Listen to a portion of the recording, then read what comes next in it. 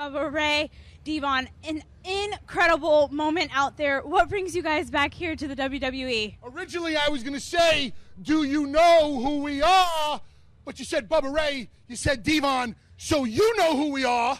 The universe knows who we are. You're damn right. We're the Dudley Boys, and we're back in the WWE.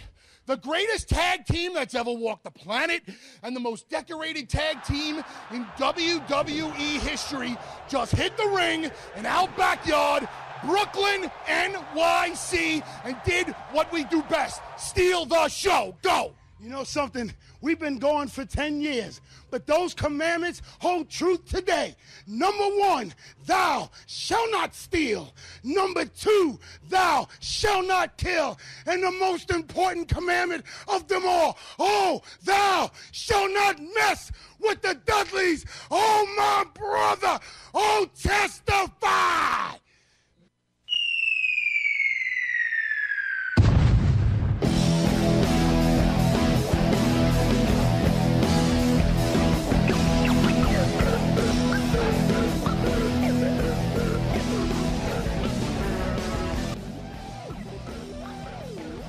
All right, we're back, everybody. Pro Wrestling Experience here on ChicagolandSportsRadio.com. Hour number 3 is indeed here, and glad to have another great guest that's been on the show a couple of times. His name is Scott Fishman. Give him a follow at SM Fishman. Scott, how are you doing today? I'm good. I'm just trying to get back on the schedule after spending a couple of days in New York for the SummerSlam festivities, but all's good. All's well. How are you guys doing? I'm doing pretty good. Give us a little brief synopsis of what you did over the weekend, and how did you enjoy all the events over this past weekend? Oh, it was great. Initially, I was there because WWE 2K16 every year, it seems, during the SummerSlam weekend, they have this big event and where they unveil all the first impressions for the game, where you get a chance to play the game and get a sense of what's to come, and they make the announcements. So this year they had an event in New York City. I believe it was on Thursday, and then so they had a red carpet, this big event. They had Fabulous performing, and they had interview opportunities, so I participated in that.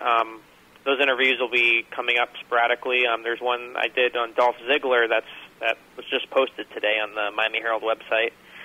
And then on, I believe, the next day, we went to the Make-A-Wish Foundation event, which was held at the Dave & Buster's in Times Square, where John Cena, there was this whole big presentation for John Cena, who is, I know you guys probably know that he fulfilled his 500th wish. He granted his 500th wish this past week, so that was a big event. He got this plaque, kind of like a memento, with all the kids' names of all the kids that he has granted wishes to.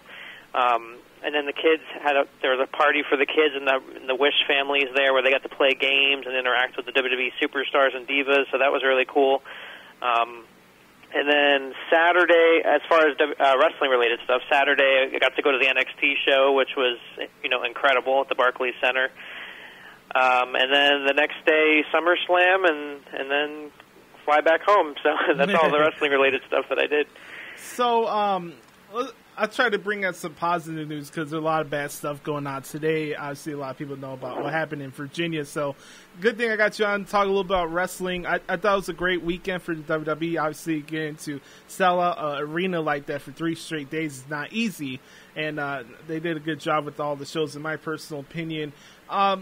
Let me get your opinion on this. We're going to go, obviously we'll talk about SummerSlam and Raw, but you do a lot of reports for Channel Guide magazine, and you talk about the other shows that go on, the WWE shows like Total Divas and Tough Enough. What was your thoughts on this season of Total Divas so far? Have you watched every single episode so far? Well, yeah, it's a good show to watch with the wife, that's for sure. Yeah. So I've been watching that, and it's entertainment. You take it as it is. I think I like the positive messages that it sends sometimes. I mean, on some certain episodes, like last night, they had Natalia. Apparently, her contract was coming up, and she's getting self-conscious about her age, and maybe getting a feeling that they're trying to force her out, and which I completely don't even understand.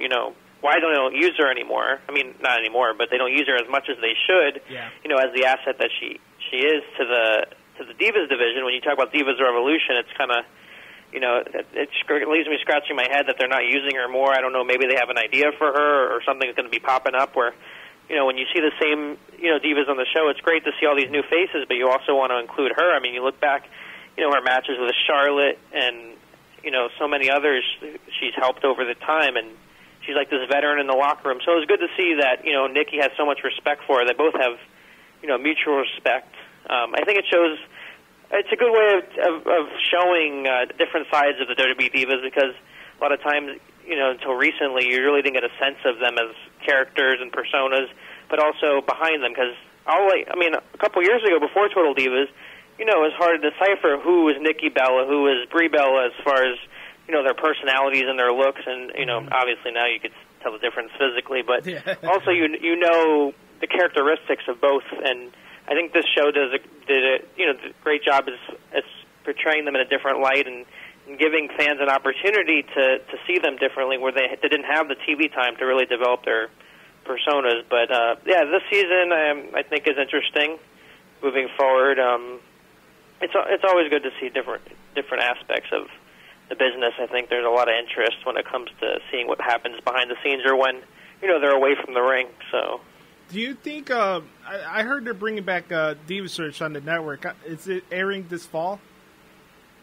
I saw. I don't know if that's still moving forward. I haven't heard otherwise, but I haven't heard any updates on it either.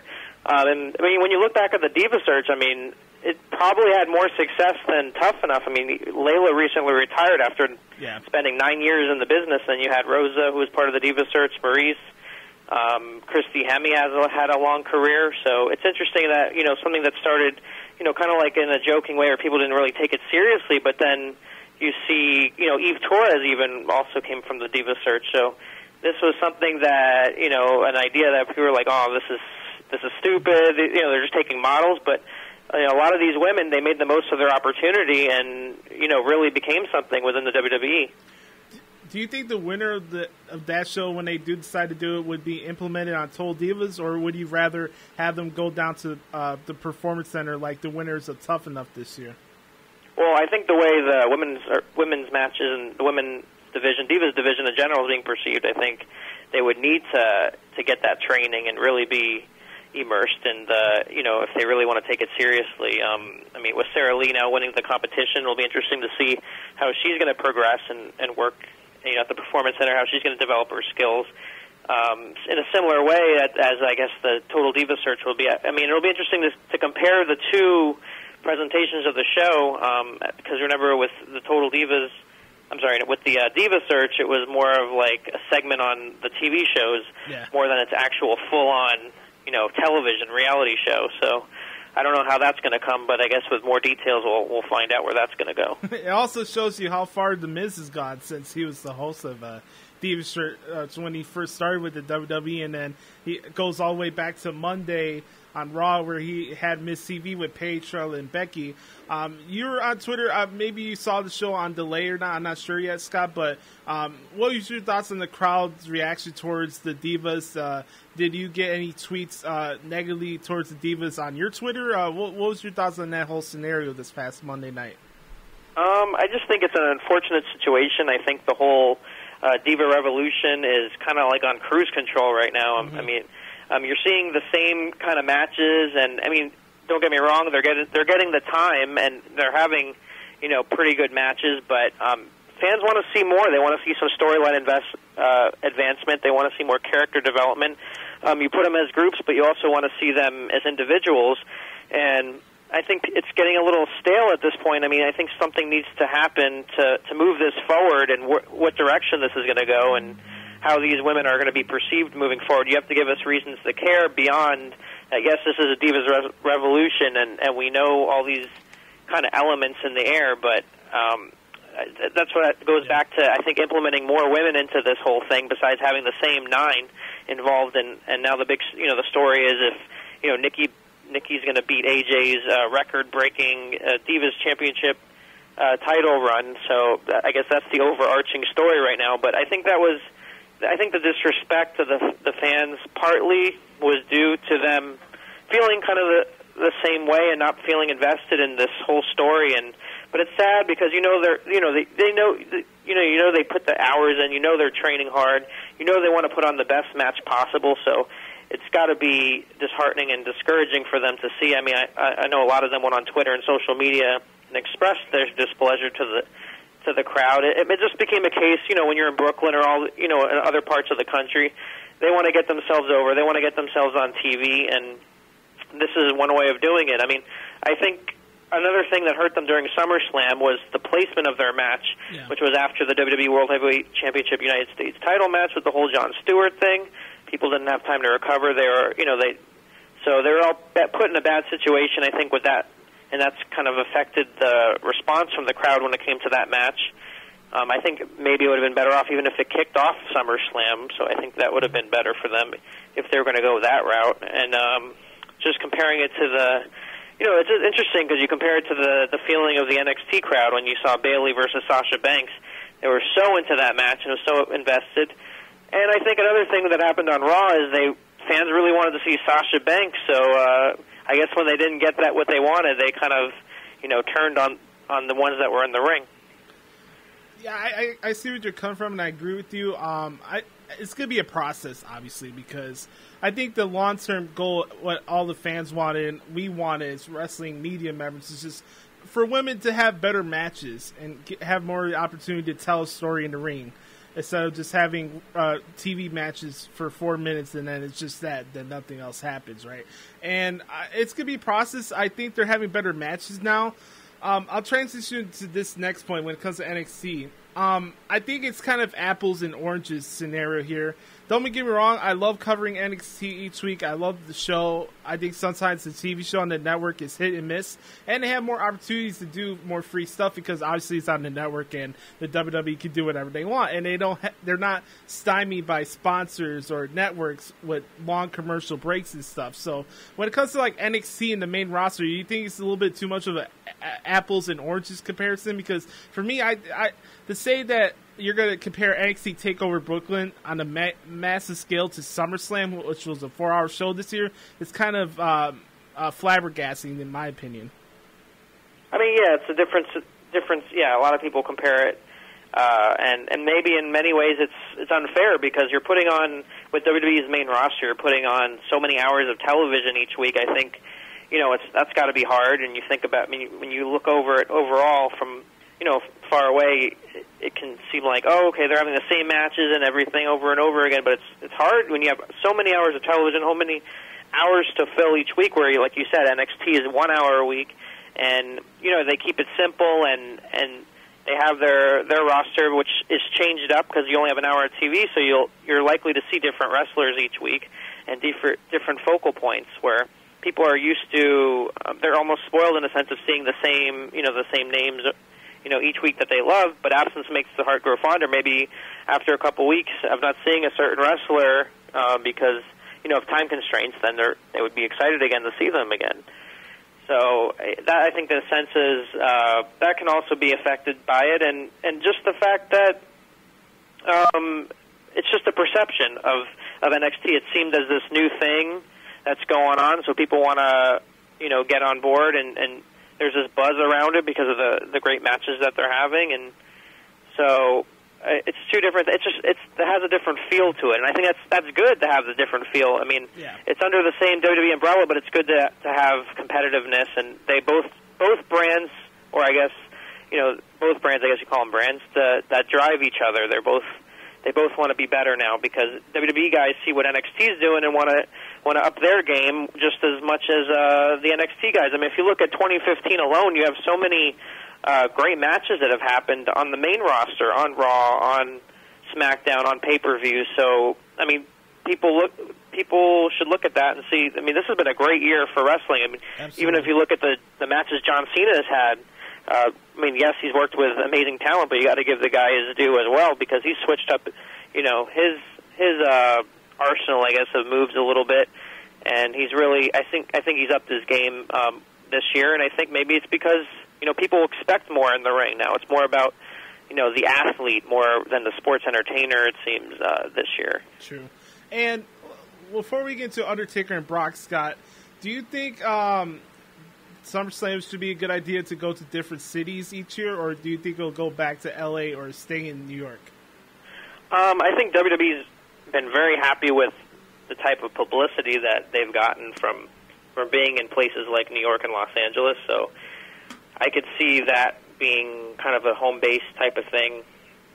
I don't know if that's right or wrong, but I can see why they would want to do it, because if you look at all the appearances and all the the interest that it created, it definitely works. So, I mean, I wouldn't see other. I mean, I could see both ways, but I could see them staying in going back to LA or even staying in New York. We're talking to Scott Fishman, who's a contributor to Channel Guy Magazine and the Miami Herald. Give him a follow on Twitter at SMFishman. Sends out always great perspective and tweets throughout live coverage during a SmackDown or Raw. Always interesting opinions. And let's get into Undertaker and Brock. Obviously, big controversy with the finish. I think if they wanted, WWE wanted them to get to Raw, obviously they got people talking and they got what they wanted at the end of the day. Let me ask you this. When would you personally would like to see the final match between Brock and Taker? And do you think it has to happen at WrestleMania 32? No, actually, I don't think it has to happen at WrestleMania. It could happen at Survivor Series. It could happen at Royal Rumble. I mean, I don't know. I didn't like the ending, like a lot of people. For the reasons that they had already a kind of a similar, like a hokey finish with the other main match on the show. I mean, when you have Undertaker Brock Lesnar, it was a great match, and you want to leave it like that. I mean, I don't see the point of having that. You're leaving people, angry and not in a good way. They're not, like not good heat, like in a good way. It was more like I'm leaving the arena and starting to boo because I don't even know what I was seeing, and then I think it hurt also because the people in the audience, they didn't know what they just saw, because they were confused because we weren't a lot of people weren't close up when you see the camera angles and things like that. We're not that close. So when you see the camera angles afterwards, you're like, okay, yeah, that happened. Okay, now I see why it ran. But when in the wrestling business has the timekeeper or someone rang the bell without a referee pointing to it, so it just didn't make. I don't know. It didn't make any sense to me in a sense. So the finish aside, it was a great matchup. There was Brock and Undertaker both bring a level of physicality and a level of intensity to a match that very little others can match. So it had that big fight feel, and a lot of people are like, oh no, another match between the two of them. So which leads me to believe I don't know if this should wait until WrestleMania and just kind of like have another big match and then have them have their own, go their separate ways, because I don't know. I don't want to say people are tired of seeing this match, because I'm sure they're not. But yeah, I would like to see a fresh matchup for both of them when next year at WrestleMania. I can see what you're coming from. My standpoint from the match perspective, I love the match, and obviously you had that moment where both of them got set up and started laughing at each other. Oh, that was great, that was and awesome. I love the memes that came out of it. Hilarious. Absolutely, and like I think the story of the match was kind of right in front of us before the match even started. I mean, Paul Heyman and everybody talked about how desperate Undertaker was coming off from Battleground to the build to SummerSlam, about how he would do anything he possibly can to get revenge on Brock Lesnar, because I think maybe Undertaker felt from a character perspective, Brock took something out of him and he wants that revenge. So I can see where, like, obviously you had the first low blow at Battleground, you had the second low blow in the Raw before SummerSlam, and then of course obviously before the finish with Brock passing out. So I can see where they're coming from that standpoint. Obviously, they put themselves in the corner, Scott. And, like, either way, if Brock lost, he were like, oh, why are you burying Brock Lesnar to a 50-year-old guy? And then secondly, if Undertaker lost, then people are going to say, oh, why would you bring Undertaker back just to lose to Brock Lesnar? So it was a double-edged sword. Either way, nobody was going to be happy. Yeah, I agree. I mean, it's a... you're always going to piss somebody off in this kind of situation. But I don't have a problem with that. I would be okay with either with the ending with Brock Lesnar winning or with Undertaker winning. It's just the way that they did it was a very hokey way of having a match end with that type of situation. I mean, I get we have the WWE Network, and it's only $9.99 a month, and so maybe they can have these kind of finishes and have more freedom to do these, different ways of doing things. But from my perspective, I didn't like it. Me as a fan. So TNA had Turning Point last Wednesday night. We had this kind of plot seeding between Jeff Jarrett and Dixie Carter. They're trying to figure out who laid out Bully Ray. It's kind of crazy. TNA's figured out where Bully Ray's at. Well, he was on Raw this past Monday night. What was your thoughts on the Dudley Boys' return? Oh my God, yeah. I think one of the best things about this is the fact that I didn't see it coming. I didn't read it anywhere beforehand. It was something that was unexpected, something that nobody really saw coming, because there was talk about Bully Ray trying to get in to the company and work for them again, and it didn't seem like it was going to happen. And then you saw him on TNA, like you said, for those couple of TV tapings. So I think the timing of it is interesting now. I mean, it's one of the things poor TNA has now when you're filming that many weeks of television in advance, that you're going to look, at a place out of sorts, because now you have a storyline surrounding a guy who's now on WWE TV, so that's confusing to the audience. But from a nostalgia standpoint, I think it was great to see. It was they got an amazing reaction in Brooklyn. I think it was the right place. And the tag team division, quite frankly, needs it. I mean, you have these guys who not only have this legacy or, this history and all the success over the years, but you also have their experience. So working with, guys like the Primetime Players and the New Day and, the Lucha Dragons and all these teams, I mean, having them on the roster, it adds more legitimacy to the tag team division. And it's I think it was a necessary shot in the arm for them. So I think it was a great signing. Not to mention they look like an amazing shape, the best shape they've been. And in even better shape than they were 10 years ago when they were initially in WWE. So I think this run will be fun to watch, and I hope they do stick around. And it seems they are, considering that they wrestled on SmackDown, and I hear they're going to be doing live events, so it'll be fun to see. Yeah, absolutely, and I agree with you, and it's a perfect fire shot to the tag team division. I think at times we see tag team wrestling for the past couple years from WWE weekly television go up in spaces where you had like a hot run with the Shield and the Wyatt family when they're there, and then last year with the Usos and the Real Americans and Rowan and Harper. I think a lot of things with the tag team divisions, they run into bad luck of injuries. I mean, could have pictured that four-way if Tyson Kidd wasn't injured or Jay Uso wasn't injured. You have Cesaro and Kidd, Usos, New Day, Primetime Players. I totally agree. I think the Dudley Boys coming back brings back some good on-the-road advice when it comes to changing their matches and how they handle storylines. So I'm looking forward to it. Let's talk a little bit about TNA. Obviously, every time I get you on for TNA, it seems like we're the only ones left that are actually excited to cover the show or at least see what they do. So we had Turning Point last week. EC3 retained over PJ Black. Still kind of these seeds planted with this GFW TNA storyline. Where do you think they go with that tonight? Well, tell you the truth, being away, I haven't gotten a chance to catch up on last week's show, so I'm not totally up to date with what's going on, but I think it was great to have I don't know how long, it's going to last now with all the reports and things like that, but it was really cool to have the Global Force people because it had fresh talent in there, and PJ Black is a talented guy, so having him hold the King of the Mountain Championship, it was an interesting twist. And it's just, I think with TNA now, it's sadly that people, they're not saying bad things about them, and they're not saying good things about them. They're just not even talking about them anymore, it seems. Yeah. There's a sense of, there's no real interest, I hate to say it, interest in the brand right now.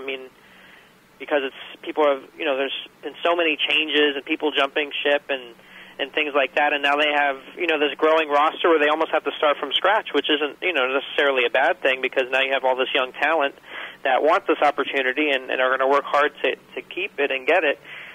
So, long term, I don't know what's going to be going on with TNA. Now we're going into September with all this talk about Destination America dropping them. I don't know if that's the case. We haven't heard much by way of that, if, announcement's going to be made or something. But, you want TNA to do well. I don't know why people...